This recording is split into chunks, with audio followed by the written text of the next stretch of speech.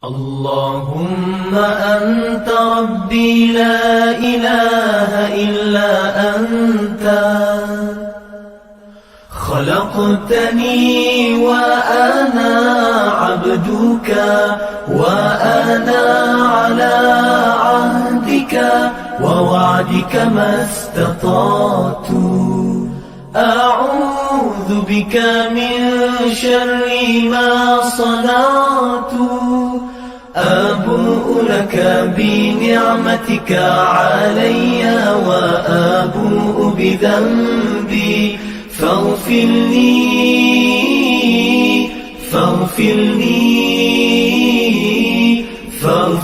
لي فإنه لا يغفر الذنوب إلا أنت.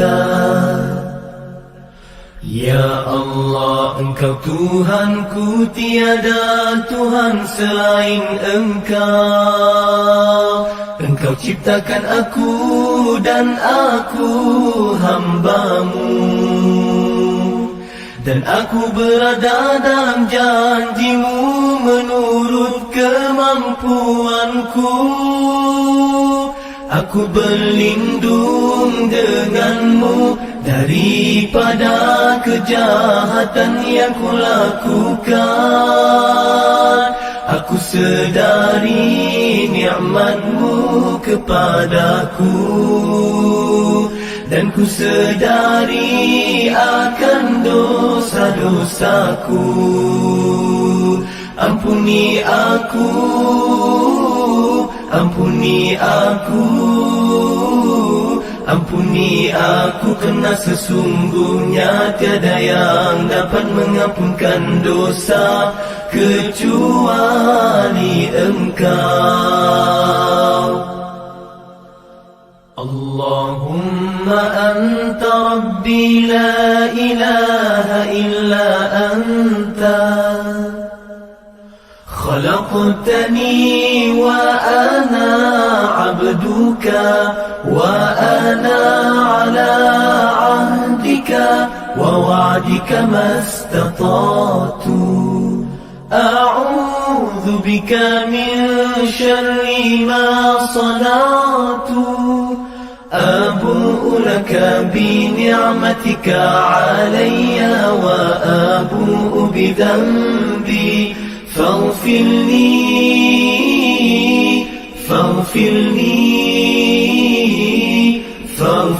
لي فإنه لا يغفر الذنوب إلا أنت. Ya Allah, Engkau Tuhanku, tiada Tuhan selain Engkau. Engkau ciptakan aku dan aku hamba-Mu, dan aku berada dalam janji-Mu menurut kemampuanku. Aku berlindung denganmu daripada kejahatan yang kulakukan. Aku sedari nikmat-Mu kepadaku, dan ku sedari akan dosa-dosaku. Ampuni aku, ampuni aku,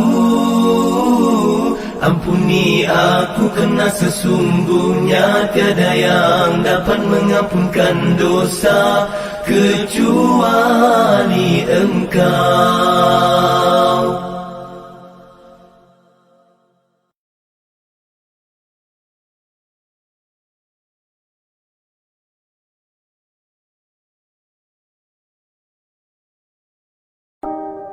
Allahumma anta rabbi la ilaha illa anta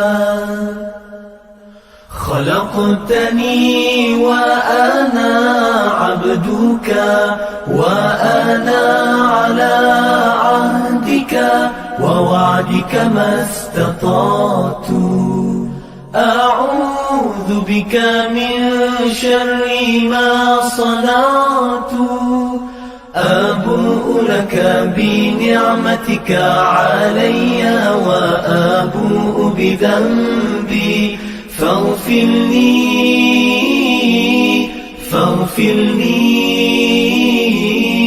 فاغفر لي فإنه لا يغفر الذنوب إلا أنت. Ya Allah, Engkau Tuhanku, tiada Tuhan selain Engkau. Engkau ciptakan aku dan aku hamba-Mu, dan aku berada dalam janji-Mu menurut kemampuanku. Aku berlindung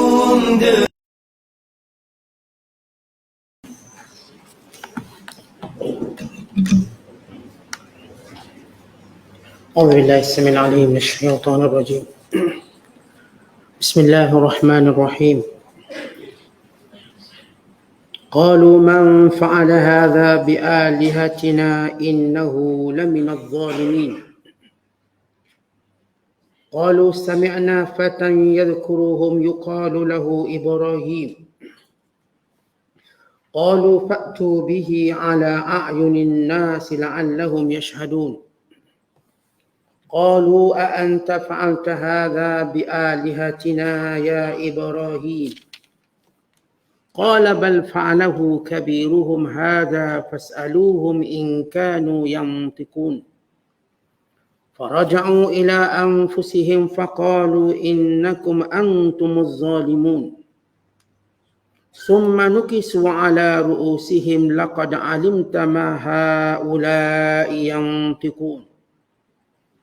قال أفتعبدون من دون الله ما لا ينفعكم شيئا ولا يضركم أف لكم ولما تعبدون من دون الله أفلا تعقلون. قالوا حرقوه وانصروا آلهتكم إن كنتم فاعلين. قلنا يا نار كوني بردا وسلاما على إبراهيم وأرادوا به كيدا فجعلناهم الأخسرين. صدق الله العظيم. Setelah melihat kejadian itu, mereka bertanya, siapakah yang melakukan perbuatan yang demikian terhadap Tuhan-Tuhan kami? Sesungguhnya adalah ia dari orang-orang yang zalim. Setengah dari mereka berkata, kami ada mendengar seorang anak muda bernama Ibrahim mencacinya. Ketua-ketua mereka berkata, jika demikian, bawalah dia di hadapan orang ramai supaya mereka menyaksikan tindakan mengenainya.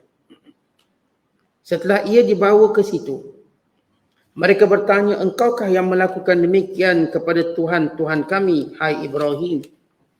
Ia menjawab, tidak. Bahkan yang melakukannya ialah berhala yang besar di antara mereka ini. Maka bertanyalah kamu kepada mereka kalau mereka dapat berkata-kata. Maka mereka penyembah berhala kembali kepada diri mereka memikirkan hal itu. Lalu berkata sesama sendiri, sesungguhnya kamulah sendiri orang-orang yang zalim. Kemudian mereka terbalik fikirannya kepada kesesatan. Lalu berkata, sesungguhnya engkau, hai Ibrahim, telah sedia mengetahui bahawa berhala-berhala itu tidak dapat berkata-kata. Maka betapa engkau menyuruh kami bertanya kepadanya? Nabi Ibrahim berkata, jika demikian patutkah kamu menyembah yang lain dari Allah, sesuatu yang tidak dapat mendatangkan faedah sedikit pun kepada kamu dan juga tidak dapat mendatangkan mudarat kepada kamu. Jijik perasaanku terhadap kamu dan apa yang kamu sembah selain Allah. Maka mengapa kamu tidak mahu menggunakan akal fikiran kamu? Setelah tidak dapat berhujah lagi, ketua-ketua mereka berkata, bakalah dia dan belalah Tuhan-Tuhan kamu. Jika betul kamu mahu bertindak membelanya, kami berfirman, hai api, Jadilah engkau sejuk serta selamat sejahtera kepada Ibrahim. Dan mereka dengan perbuatan membakarnya itu hendak melakukan perkara yang menyakitinya. Lalu kami jadikan mereka orang-orang yang amat rugi. Kalah dengan hinanya. Masih lagi kita berada dalam penafsiran Suratul Anbiya. Surah yang ke-21 pada juzuk yang ke-17 pada ayat yang ke-59 sehingga ayat 70. Ayat-ayat yang kita bacakan ini merupakan sambungan kepada kisah Nabi Allah Ibrahim. Semalam kita dah baca kisah Nabi Allah Ibrahim bermula daripada ayat 51 sehingga ayat 58. Bagaimana Nabi Allah Ibrahim berdialog dengan ayahnya dan dengan kaumnya dan mencela perbuatan mereka menyembah berhala. Dan menyatakan perbuatan itu ialah kesesatan yang nyata. Ibrahim menyatakan bahawa dia membawa kebenaran daripada Tuhannya. Tuhan yang mencipta langit dan bumi. Tuhan yang menciptakan segala-galanya. Dan ketika mana kaumnya degil untuk terus menyembah berhala, lalu Ibrahim AS menyatakan, aku akan merancanakan satu rencana yang akan menunjukkan betapa palsunya penyembahanmu, betapa sesatnya perjalanan agamamu. Maka kita dah baca semalam bagaimana Nabi Allah Ibrahim mengambil kapak lalu membinasakan 70 berhala-berhala dan disangkut kapak itu pada berhala yang besar. Ketika mana kaumnya keluar meninggalkan rumah berhala untuk menghadiri suatu perayaan besar yang dihadiri oleh Namrus, pemimpin besar negara Babil atau Babylon. Kebanyakan para ulama menyatakan Ibrahim dilahirkan di Iraq, di kota Babil. Walaupun ada setengah menyatakan ia lahir di kawasan Turki dan dibakar di kawasan Turki. Namun kawasan tersebut sedang menyatakan ia adalah wilayah Namrus bersempadan dengan Iraq. Masih lagi dalam persempadanan Iraq dan persempadanan kuasa Namrus atau Namrus. Maka Nabi Allah Ibrahim AS dia benar-benar melakukannya. Dan ini disebut oleh seorang pendakwah yang terkenal, iaitu almarhum Syekh Ahmad Didat, bahawa kita perlukan orang yang seperti Ibrahim bagi memenangkan agama Islam. Itu berani dalam berhujah dengan para penyembah berhala. Bukan sampai peringkat keberaniannya menghancurkan berhala. Kita perlukan orang yang seumpama ini kerana menurut beliau kita terlalu defensif, bertahan, tak menyerah. Dan dalam berhujah bukan sekadar menjawab kekeliruan mereka, bahkan menyerang kembali mereka. Dan Nabi Allah Ibrahim menyerang dengan serangan yang menundukkan dan membingungkan mereka. Kerana berhala yang dianggap Tuhan ini tiba-tiba hancur lebur di hadapan mereka. Hancur di tempat mereka sendiri. Tempat Tuhan-Tuhan ini yang disusun. Kalau berhala ni dihancur dekat perigi ke kat sungai, kena colek ke, lain sikit. Ini tempat di mana Tuhan-Tuhan itu disusun di rumah berhala. Dan tinggal yang besar untuk menjadikan hujah. Dan untuk menjadikan suatu hujah yang sinis kepada mereka. Selepas kejadian tersebut mereka pulang. Dan tergempalah mereka melihat berhala-berhala mereka hancur lebur. Bukan hancur sikit, dia hancur betul. Dan dihancurkan secara mencacatkannya. Lalu mereka pun desas-desus berkata dan bertanya sesama sendiri. Qalu, kata mereka, man fa'ala hadha bi'alihatina? Siapakah yang melakukan perbuatan ini kepada Tuhan-Tuhan kita? Untuk menunjukkan agama yang sesat itu agama yang memperbanyakkan Tuhan.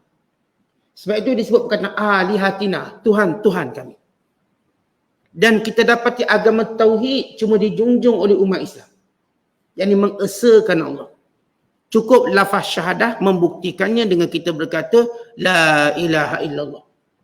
Atau kita menyaksikan dengan berkata asyhadu alla ilaha illallah. Tidak ada Tuhan melainkan Allah.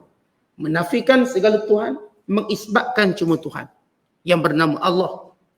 Maka di sini kita lihat bagaimana keimanan kepada Tuhan yang banyak merupakan kesesatan yang terus berlangsung sampai hari ini. Maka kata mereka, sesama mereka, siapa yang melakukan perbuatan ini pada Tuhan-Tuhan kita? Innahu, sesungguhnya dia, laminaz zalimin, zalimnya dia, aniaya Tuhan kita. Tanpa mereka melihat diri mereka zalim yang menganiaya diri mereka sendiri dengan menyembah lain daripada Allah. Mereka lah yang zalim.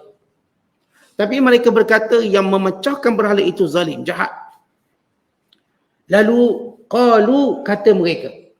Yang kata setengah mereka yang mendengar bicara Nabi Allah Ibrahim, la akidanna asnamakum ba'da an tuwallu mudbirin. Ibrahim pernah kata kepada sebahagian kaumnya, akan aku buat sesuatu kepada berhala kamu bila mana kamu tinggalkannya. Kalau kamu tinggalkan berhala, akan buat sesuatu. Untuk menunjukkan berhala kamu ketika bersendirian tak kuat. Kamu yang jaga dia, bukan dia yang jaga kamu. Sebab tu lepas kamu lari, tahulah aku buat apa kat berhala kamu. Dan sebahagian yang mendengar ancaman Nabi Allah Ibrahim, mereka kata, qalu sami'na, kami dengar, fatan, seorang pemuda. Yuqalu atau yadhkuruhum yuqalu lahu Ibrahim, yang disebut-sebut oleh kebanyakan orang yang menyatakan dia tak bersetuju dengan penyembahan berhala. Namanya Ibrahim.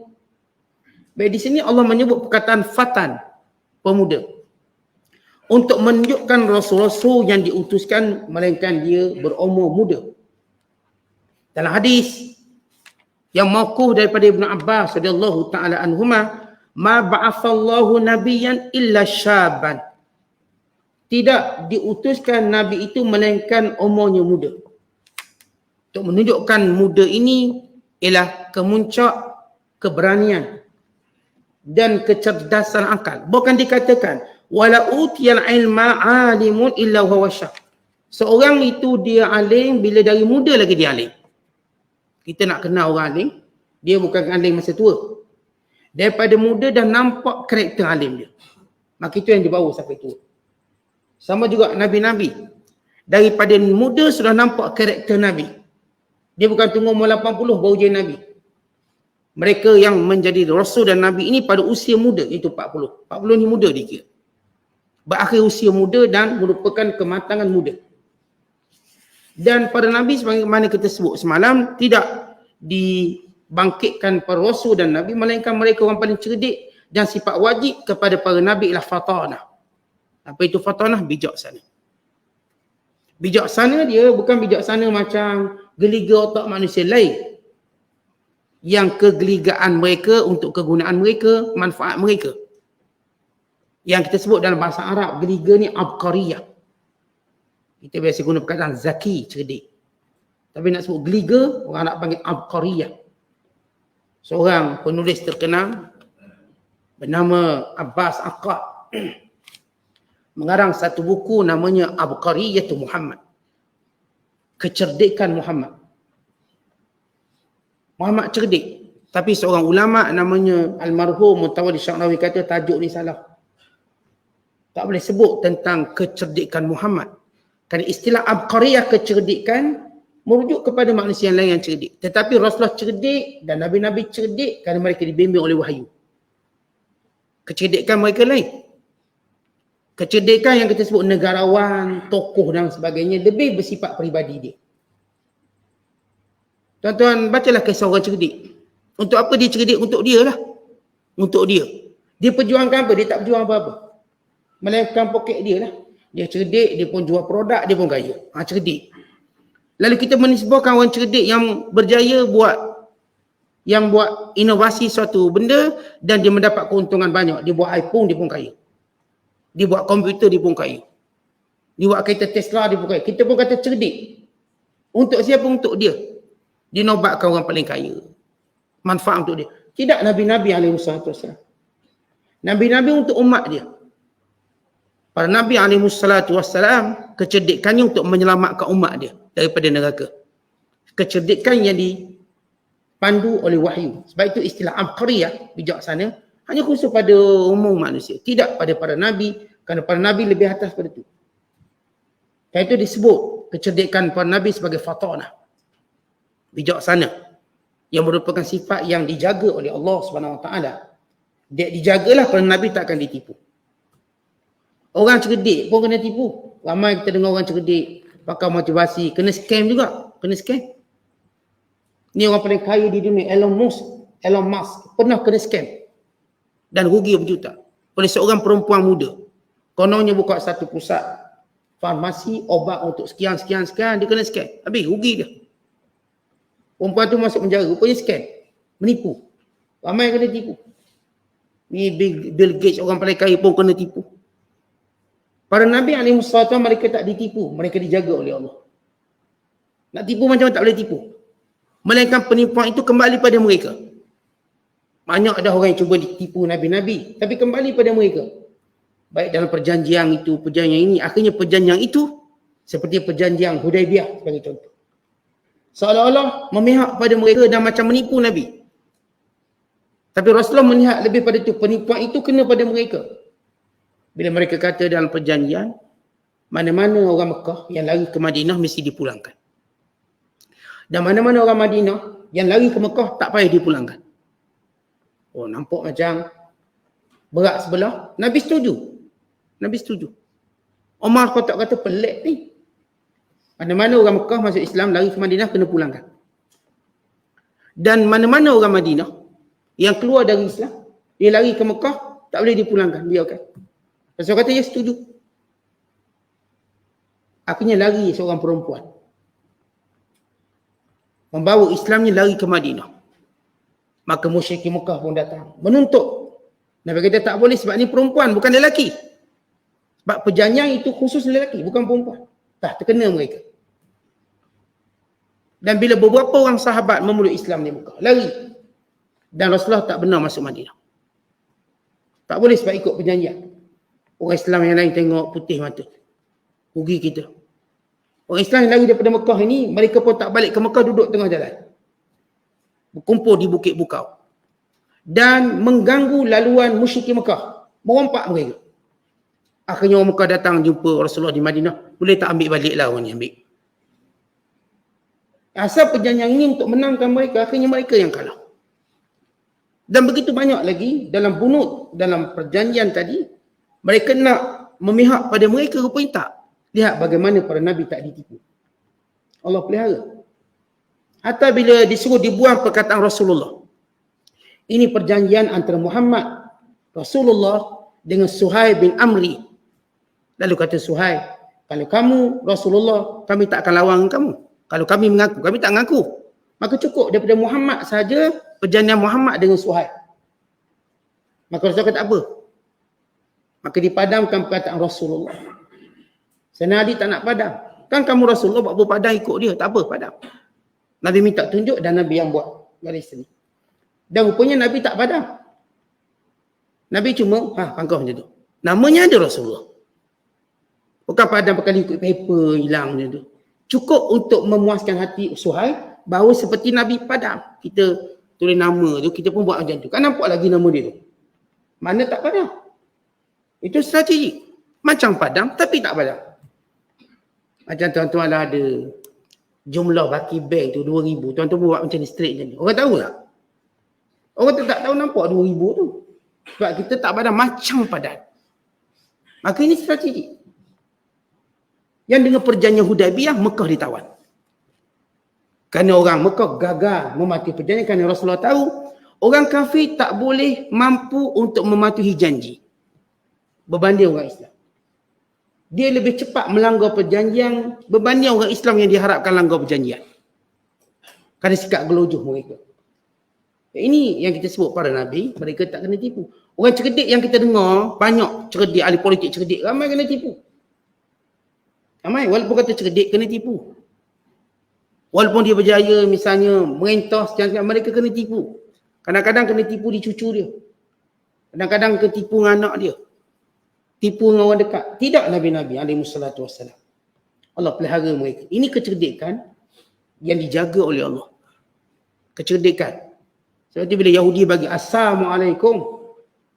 Assalamualaikum. Celaka. Dengar dari jauh macam Assalamualaikum. Nabi bijak. Nabi jawab Waalaikum. Nabi tak kata Alaikumussalam. Nabi sebut Alaikum. Cukup. dalam perkataan yang baik menjawab perkataan jahat. Ke atas kamu juga. Itu mudah. Ke atas kamu juga. Nabi tak kata ke atas kamu juga celaka. Tak perlu. Atas kamu juga.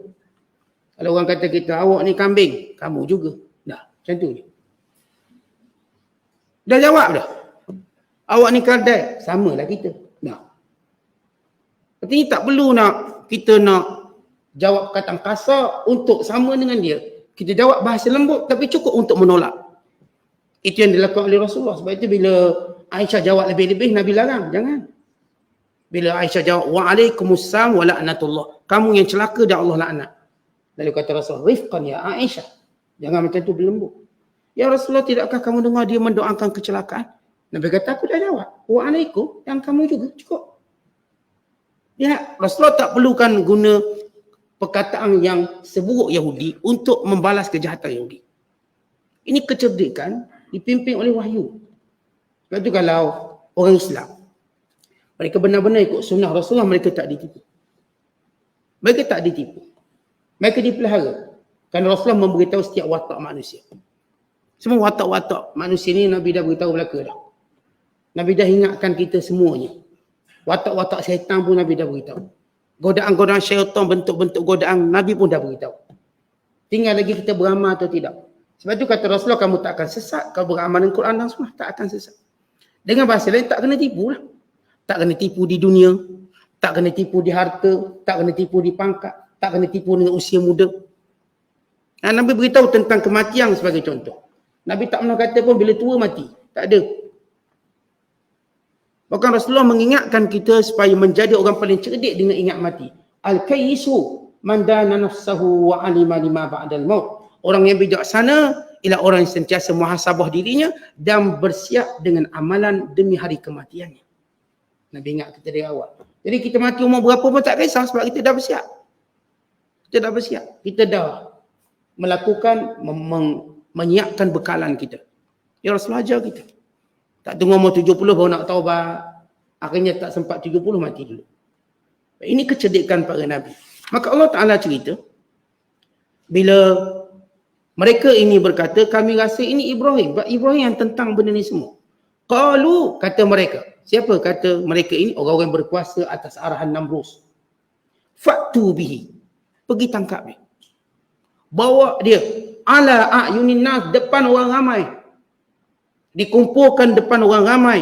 La'allahum yashhadun. Supaya mereka menjadi saksi dan supaya mereka tak buat macam orang ni buat. Cara orang berkuasa, macam mana nak takutkan orang, maka dia akan cari seorang pesalah, dia hukum dia khalayak ramai supaya orang ramai jangan ikut perbuatan ni. Apakah Ibrahim AS tidak mengetahui bahawa dia akan ditangkap?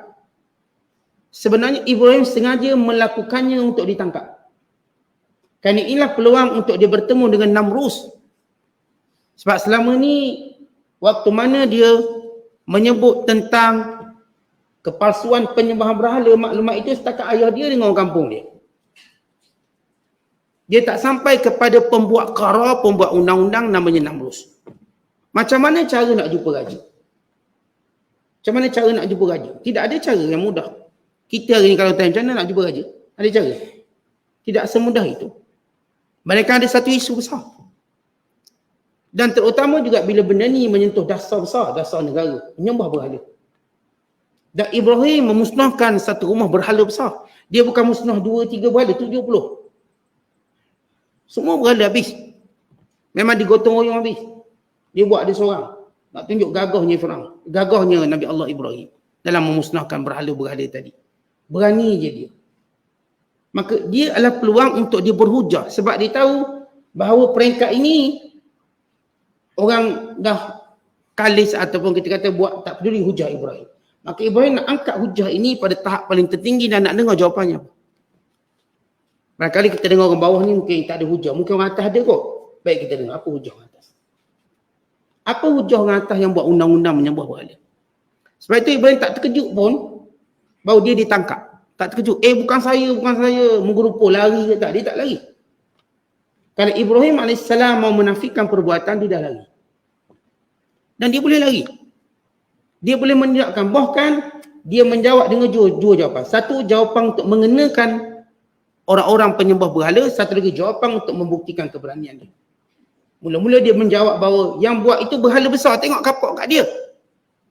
Jawapan tadi bukan penipuan untuk Nabi Allah Ibn lari daripada tanggungjawab, tapi sebagai suatu jawapan untuk menyindir mereka. Menyindir mereka. Dan kemudian bahawa Nabi Ibrahim kata, aku buat. Ini menunjukkan bagaimana Ibrahim AS sudah menyangka baginda akan ditangkap. Dan memang mau menggunakan peluang itu. Berkumpul di hadapan semua para pembesar. Sebab para pendakwah yang hebat, mereka akan cari saluran yang boleh diviralkan dia punya dakwah ni. Kita kalau pendakwah hebat, kita nak suara kita ni akan sampai jauh. Maka kita guna semua medium yang boleh menyebabkan sampai. Kalau hari ni guna TikTok dan sebagainya, hari dulu ialah dengan sampai penentangan itu pada pembesar, maka pembesar ini akan jadi huru-hara. Lihat apa kata Allah dalam dialog ini.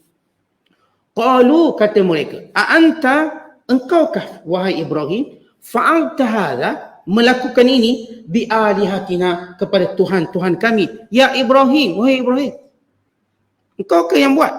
Maka apa jawab Ibrahim? Dengan dua jawapan. Bal fa'alahu kabiruhum. Bukan yang buat ini berhala paling besar. Fas'aluhum. Tanya berhala ini, inkanu yang tikun, kalaulah mereka berhala ini boleh bercakap. Ni tanya berhala ni semua, baik berhala besar yang ada atau berhala kecil yang dah dibuli kena hancur lebur tu. Tanya. Kalau benar berhala ini boleh berkata. Faraja'u ila anfusihim. Lalu hujah ini kembali kepada kepala mereka. Paku buah keras kembali pada mereka. Faqalu, mereka berkata sesama mereka, innakum antum zalimun. Kita semualah yang jahat sebenarnya, zalim. Bukan Ibrahim. Datang keinsafan. Artinya, hujah Ibrahim ini telah memberi kesan pada sebahagian besar manusia. Bila mereka mula-mula kata, siapa yang runtuhkan, hancurkan semua berhala? Jahat sungguh orang ni. Innahu laminaz zalimin. Jahat orang ni. Tiba-tiba bila Ibrahim kata, fas'aluhum inkanu yang tikum. Tanya berhala ni, kalau berhala ni boleh bercakap. Kan dia Tuhan. Takkan Tuhan tak boleh cakap? Tak boleh beritahu. Faraja'u ila anfusihim. Lalu jawapan itu kembali pada mereka. Yang ni secara sinis kembali pada mereka. Faqalu, lalu mereka berkata sesama mereka, innakum antumuz zalimun. Kita semualah. Kamu semualah zalim yang menyembah patung yang tak boleh bercakap. Tuhan tak boleh bercakap. Summa nukisu ala ru'usihim. Lalu mereka menundukkan kepada mereka. Kerana hina tunduk. Dia tak ada jawapan. Kita kalau berhujah berdebat dengan orang, kalau orang tu tak ada jawapan, dia buat apa? Tunduk kepala. Sebab dia tak ada jawapan, tunduk. Cara hinanya. Summa nukisu ala ru'usihim. Lalu mereka menundukkan pandangan mereka. Laqad alim, dan mereka berkata, hei Ibrahim, kamu kan dah tahu. Maha'ula yang tikum. Berhala kan memang tak boleh cakap. Baik, poin dah dapat. Mereka dah mengaku berhala tu tak boleh cakap. Kerana sebelum ini ada bahasa atau kata-kata. Mereka berkata, apapun mereka tanya berhala. Lalu berhala ni cakap. Mereka upah seorang untuk duduk belakang berhala. Kalau seorang tanya, saya nak kahwin dengan Minah ke, nak kahwin dengan, misal contohlah, nak kahwin si A ke si B. Berhala bercakap, kahwin dengan B. Mereka dah upah. Bercakap. Atau kita ni nak pergi musafir hari Selasa ke Rabu, berada cakap hari Selasa. Artinya mereka ditipu, sebahagian mereka menipu bahawa berhala ini boleh bercakap. Berkata-kata, ini juga yang dilakukan oleh Kisra, penyembuh api. Mana penganut-penganut api bila mereka ada hajat, mereka datang berhadapan dengan api dan bertanya soalan. Di mana Kisra dia buat satu lubang bawah api, bawah apa ni, himpunan api tadi, orang yang akan bercakap bagi pihak Kisra. Lalu kata, wah, api ni boleh bercakap. Tempat tu memang tak boleh masuk. Dan Imam Qurafi, Al-Qirafi dalam bukunya juga menyebut tentang bagaimana pembohongan ini berlaku sejak zaman berzaman, hatta zaman yang disebut sebagai zaman kegelapan. Artinya mereka buat benda ni, penipuan. Hatta kalangan Kristian menipu menggunakan patung Mary, patung sekian-sekian dan bercakap. Mengalirkan air mata dan sebagainya untuk wujudkan penyembahan ini. Maka hari ini mereka mengaku memang patung tak boleh cakap. Tak ada orang yang boleh jadi wakil bercakap belakang untuk beritahu kejadian itu kalau tak ada orang memerhatikannya. Lihat bagaimana kecerdikan Nabi Allah Ibrahim. Dia buat kerja tadi, tak ada orang tahu. Tak ada orang tahu. Berarti dalam dakwah ni, kebijaksanaan dan perancangan penting. Dia bukan berani bodoh macam tu. Kerana jawapan siapa yang memusnahkan baru tak ada orang tahu. Tak ada bukti satu pun. Tak ada orang tengok. Dan berhala itu sendiri tak boleh tengok. Tak boleh saksi. Dan poin Nabi Allah Ibrahim untuk menunjukkan berhala ini tak boleh melihat, tak boleh bercakap, tak boleh mendengar, tak boleh beritahu, tak boleh beri manfaat, tak boleh beri mudarat, tak beri manfaat kerana tak boleh pertahankan dirinya, tak boleh beri mudarat kepada Ibrahim yang dah hancurkan dia.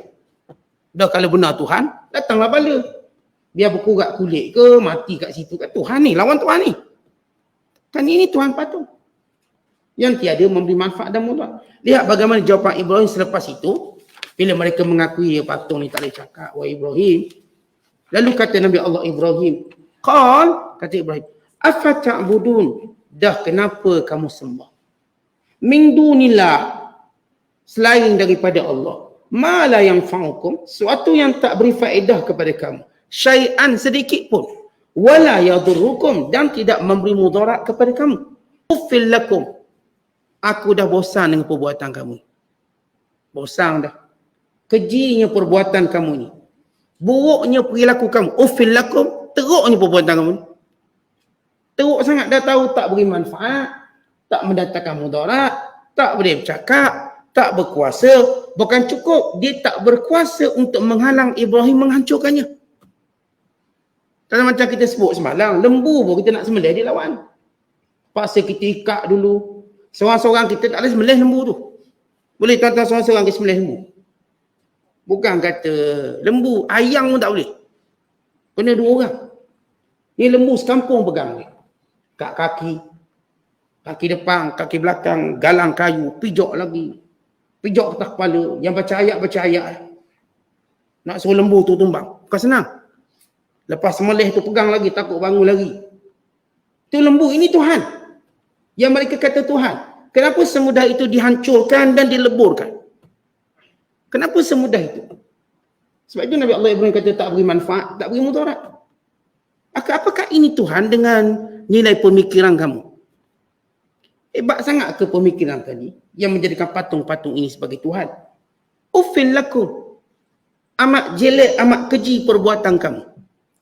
Walima ta'buduna min dunillah, dan patung-patung yang kamu sembah selain daripada Allah. Afala ta'qilun, tak ada otak ke? Tak ada akal ke? Kata afala ta'qilun satu uslub yang agak keras. Umpama kita awak ni tak ada otak. Ayat tu kan bunyi, oish, berat. Dia tak ada akal ni macam cerit, tak ada otak. Tak boleh fikir ke? Bila kita nak tunjuk kebencian kita pada cara pertindakan, kita kata awak tak ada otak ke? Awak tak ada akal ke? Afala ta'qilun, tak ada akal, kata Allah. Qalu, oleh kerana mereka dah kalah dengan hujah.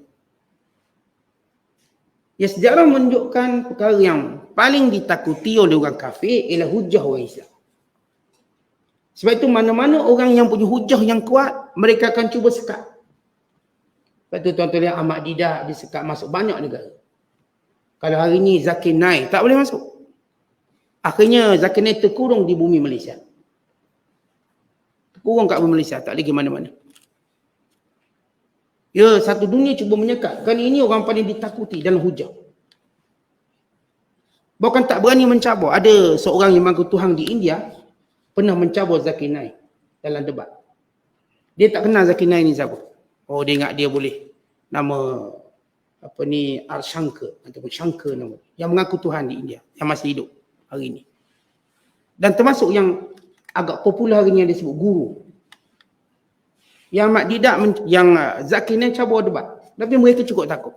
Hatta dia kata apa? Yang dianggap hebat ni guru. Yang hari ni guru dan Arshankar. Dia kata dia tu memang pandai hujah, ingat banyak. Mengiyakan ingatan yang kuat. Mampu berhujah dengan hujah mereka. Apa lagi hujah dia? Hujah mereka pun dia mampu. Akhirnya Zakir Naik ni dilakukan dengan cara disekat seluruh dunia. Tak ada bergerak mana. Dia punya TV dia tuan-tuan. 100 juta dia punya menonton. di India dirampas. Aset di India dirampas semua. Dan mereka keluarkan waran atau surat merah untuk menangkap Zakir Naik. Tapi masih dilindungi oleh Malaysia. Masih dilindungi. Dengan status PR dia di Malaysia. Walaupun belum dapat status warga negara. Negara lain cukup takut. Kerana ini ialah bung jangka kepada mereka. Lawan hujah tak nak. Bukan mereka kalah. Belum pernah mereka menang. Belum. Hatta yang lawan dengan Ahmad Didat. Yang lawan dengan Zakir Naik, Al-Shankar tadi. Mengutuskan surat pada YouTube. Untuk memadamkan debatnya. Lepas tu kalau tuan-tuan cari, tak jumpa debat. Kalau ada pun cuma bahagian Zakir Naik, tak ada bahagian Al-Shankar. Dia tak boleh jawab. Gunakan pengaruh dia supaya tak nampak kebatilannya yang mengaku Tuhan. Artinya, memang dalam sejarah Islam, semenjak zaman berzaman, debat ataupun keistimewaan berhujah ini milik umat Islam. Sepanjang zaman. Sebab itu mereka menggunakan pelbagai peraturan menyekat orang-orang bijak daripada bercakap. Orang pandai daripada bercakap. Dengan pelbagai sekatan. Kononnya mengganggu keharmonian kaum. Macam setengah negara menyekat beberapa pendakwa. Kononnya mengganggu keharmonian kaum. Walhal mereka takut untuk menerima kebenaran. Ini sejumlah list ni. Semua pendakwa yang bijak berhujah dan berdebat. Khususnya dalam perbandingan agama. Muqaranatul adyan ataupun comparative religion. Mereka amat takut. Itu realiti dalam dunia sekarang. Kan itu bila mereka kalah hujah, apa mereka guna kuasa? Kuasa sekat penceramah, kuasa untuk label penceramah. Apa yang dibuat oleh Numrus? Membakar penceramah ini. Bakar Nabi Allah Ibrahim. Walau Nabi Ibrahim cuma seorang. Apakah satu negara yang gergasi takut pada seorang bernama Ibrahim? Ini negara gergasi. Walau tak ada orang ikut pun Nabi Allah Ibrahim. Tak ada yang beriman dengan Nabi Allah Ibrahim. Waktu itu. Dengan nombor kerajaan besar. Tapi amat takut. Kenapa? Kepalsuan ini. Walau dibantu oleh segala badan tentera. Dia lemah di hadapan hujah yang kuat. Mana-mana kebatilan. Walaupun dia kuat dengan kerajaan. Dengan tentera. Dia akan kalah dengan hujah. Akhirnya apa kata mereka? Qalu harriku. Kita bakar. Wangsuru alihatakum. Kita bela balik Tuhan-Tuhan berada kita. Kita bela. Bukan Tuhan dia bela dia. Kita bela Tuhan kita. Kita jaga balik Tuhan kita. In kuntum fa'ilin. Kalau benar-benar kamu nak lakukan. Akhirnya mereka berfikir macam mana nak bakar Ibrahim dengan bakar paling dahsyat.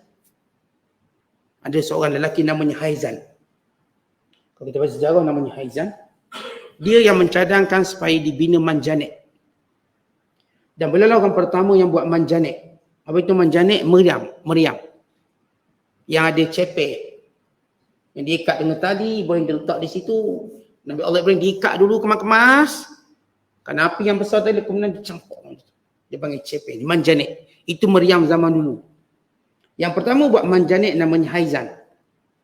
Pada zaman Nabi Allah Ibrahim kan nak mendapat kedudukan di sisi Numrus. Bukan seluruh penduduk negara Babylon ketika itu. Bagaimana diceritakan oleh Imam Ibn Katsir dan Qasas al-Anbiya. Mereka mencari kayu api. Dan sebahagian wanita bernazar kalau sembuh sakit cari kayu api untuk bakar Ibrahim. Allah nak tunjuk bagaimana satu kebenaran namanya Ibrahim berlawan dengan seluruh rakyat. Pemerintah dan rakyat. Nak beritahu kuatnya kebenaran.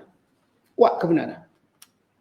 Seluruh rakyat Babylon dengan pemerintah, dengan tentera, dengan helah, dengan strategik, dengan semua benda yang mereka miliki untuk lawan seorang bernama Ibrahim. Sebab itu Allah menamakan Ibrahim sebagai ummah. Kita kalau sebut perkataan umat, maknanya sekumpulan manusia. Ibrahim seorang dia, Allah namakan dia umat. Walaupun Ibrahim seorang, istilah umat merujuk kepada sejumlah manusia. Kita sebut umat Melayu, sejumlah orang. Umat India, umat Cina. Tapi Ibrahim walau dia seorang dipanggil umat. Ummatan qanitan. Ummatan qanitan. Umat yang taat dan patuh. Dek, kerana dia seorang, dia berani lawan satu kerajaan. Lihat keberanian Nabi Allah Ibrahim. Mana ada orang berani lawan satu kerajaan dengan rakyat-rakyat sekali. Akhirnya mereka bakar Nabi Allah Ibrahim. Mereka mencampurkannya. Dan kisah Nabi Allah Ibrahim dicampurkan dalam api. Disebut dalam banyak riwayat. Tentang kejadian ini. Bila Imam Bukhari meriwayatkan daripada Ibn Abbas. Ibrahim AS ketika mana dicampakkan ke dalam api, dia berkata hasbiyallah wa ni'mal wakil. Cukuplah bagi Allah, dia sebaik-baik penolong dan pembantu. Diriwayatkan oleh Abu Ya'la daripada Abu Hurairah, Nabi bersabda, ketika mana Nabi Allah Ibrahim dilontarkan dalam api, Nabi Allah Ibrahim berkata, Allahumma innaka fis sama'i wahid wa ana fil ardi wahid a'buduka. Ya Allah, engkau di langit seorang diri, engkau di langit sendirian dan aku di bumi sendirian menyembahmu ya Allah.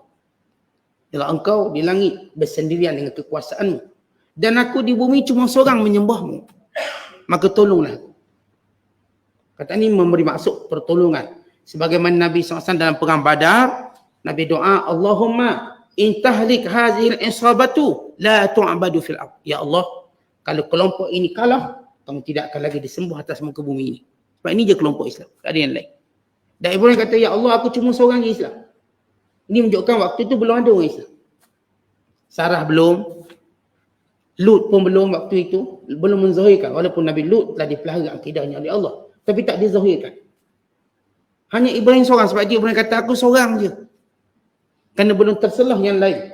Sama ada isinya Sarah atau anak saudaranya Nabi Allah Lut AS. Kemudian diriwayatkan juga daripada Ubay bin Ka'ab dari Nabi SAW. Anna Ibrahim hina qayyaduhu wa alquhu finnar. Ketika mana mereka mengikat Nabi Allah Ibrahim dan mencampakkannya dalam api, Ibrahim berkata, La ilaha illa anta subhanaka rabbul alamin lakal hamdu wa lakal mulku la syarikalak. Tidak ada Tuhan melainkan Allah. Maha sucimu ya Allah, Tuhan sekalian alam. Bagimu segala kepujian, bagimu segala kekuasaan, tiada sekutu bagimu. Dan ketika mana mereka melemparnya dengan manjanik, lempar manjanik diputuskan talinya, maka Jibril menemui Nabi Allah Ibrahim AS lalu berkata, alaka hajah, wahai Ibrahim, apakah kamu perlukan bantuan? Maka jawab Ibrahim, ama ilaika fala, bantuan daripada kamu tidak, tak nak. Lalu kata Jibril, fas'al rabbak, kalau begitu minta bantuan daripada Tuhanmu. Maka Ibrahim berkata, hasbi min su'ali ilmuhu bihali, cukuplah, tak perlu aku minta apa dengan Tuhanku, kerana ilmu Tuhan mengetahui tentangku. Tuhan dah tahu, memang aku hanya akan mengharapkan dia. Kata Ibrahim, hasbi min su'ali, tak payah aku minta apa-apa dengan Tuhanku, ilmuhu bihali, kerana ilmu Allah mengetahui keadaanku. Mengetahui keadaanku sekarang. Maka Allah Ta'ala berfirman, bila Ibrahim kata begitu, Allah berfirman, ya narukuni, wahai api. Tetapi tak ada orang bayang macam mana pertolongan Allah tu datang. Kita bayangkan kalau seorang nak dicampak dalam api atau nak dicampak dalam parit, kita tak pernah bayang bahawa parit tu akan tolong dia atau api tu akan tolong. Kita duk bayang mesti ada seseorang tarik dia, ada tali orang hulur, dan tak pernah terbayang oleh mana-mana manusia. Sebab itu kita sebut pertolongan Allah tu ajaib. Dan kerana itu bila orang tahu pertolongan Allah tu ajaib, orang tak akan minta tolong dengan orang, minta tolong dengan Allah. Kalau kita minta tolong dengan orang, dah dapat jangka macam gini. Tapi kalau kita minta tolong dengan Allah, Allah tunjuk dalam pertolongan itu ada keajaiban. Lihat bila Ibrahim, Jibril kata, nak tak aku tolong kamu? Lalu kata Nabi Allah Ibrahim, daripada kamu aku tak nak. Aku cuma nak pertolongan dari Allah. Maka apa yang Allah tolong dia? Bagaimana cara Allah tolong? Ya boleh Allah Ta'ala turunkan hujan lebat, lalu api itu padam. Tapi mereka akan hidupkan balik api. Tak padam tak apalah. Kita hidup balik api besar. Ataupun mungkin ada seorang yang tolong Ibrahim keluarkan dari api. Nanti orang tu kena tangkap dengan dia kena baling balik. Jadi macam mana cara yang menjadikan mereka tak akan ulang hukuman tadi? Maka Allah berfirman, wahai api, jadilah kamu sejuk dan nyaman. Kalau disebut sejuk sahaja, nesai sejuk itu lagi bahaya daripada panas. Contoh kalau kita tengok atas musim atas dunia ni, kita ada musim sejuk, musim panas. Mana bahaya musim sejuk, musim panas?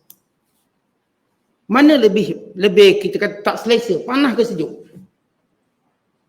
Ya, sejuk lebih tidak selesa. Tanya orang duduk negeri 4 musim. Kalau sejuk, keluar rumah pun tak boleh.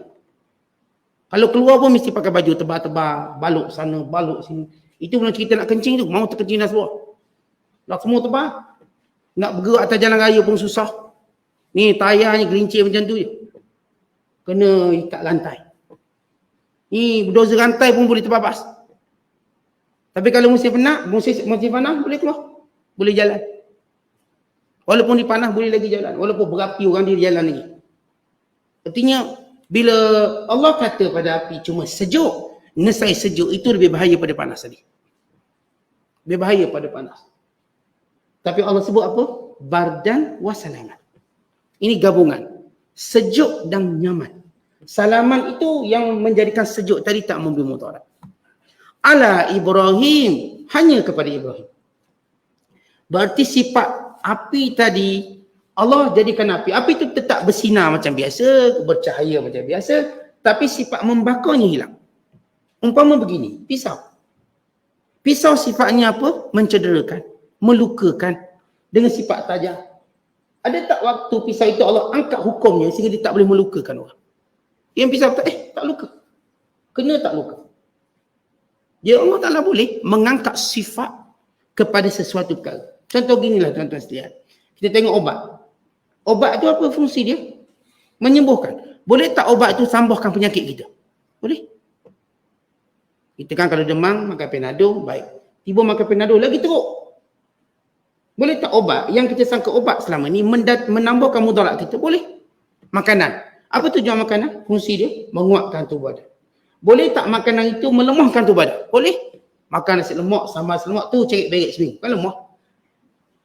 Makan nasi lemak, pergi cerit-berit. Bunyi menambah 3 pinggang, 4 pinggang. Tapi lepas tu makanan yang dimakan memudaratkan dia. Walau sifat makanan tadi. Semua benda Allah boleh hakikat sifat dia.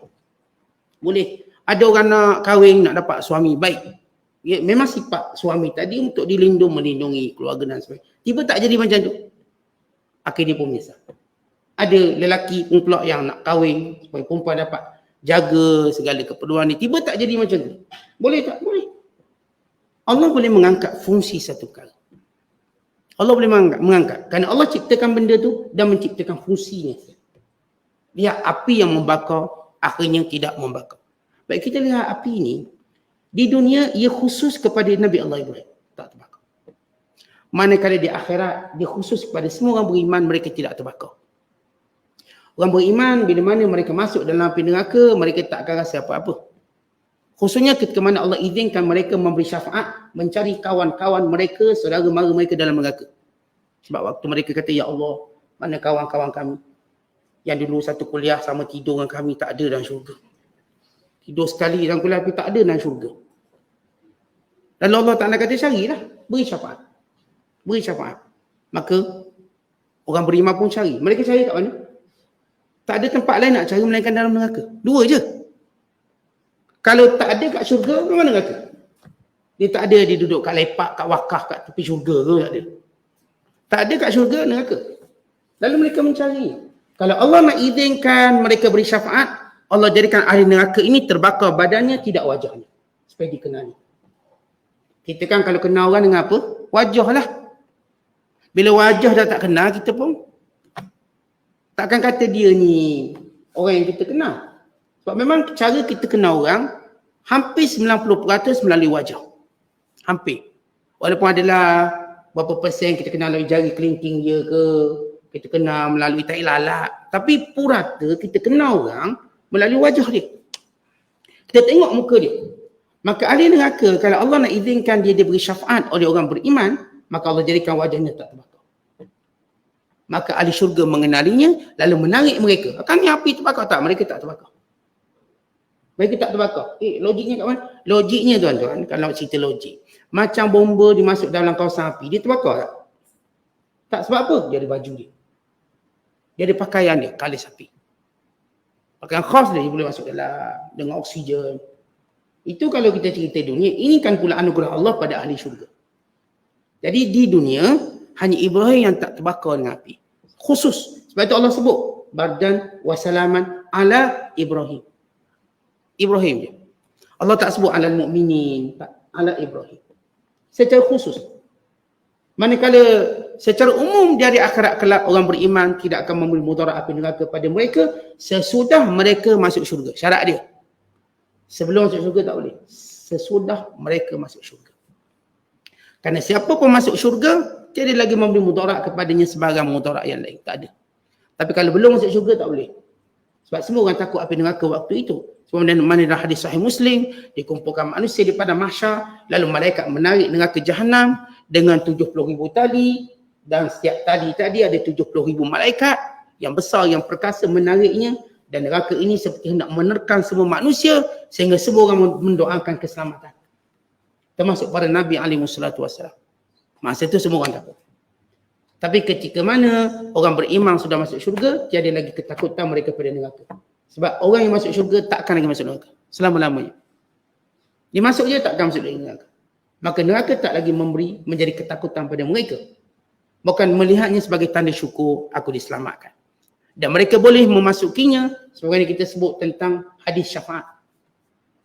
Bagaimana mereka masuk dan mengambil saudara mereka, mengeluarkan orang-orang yang dikenali oleh mereka di dunia yang sama-sama beribadat dengan mereka.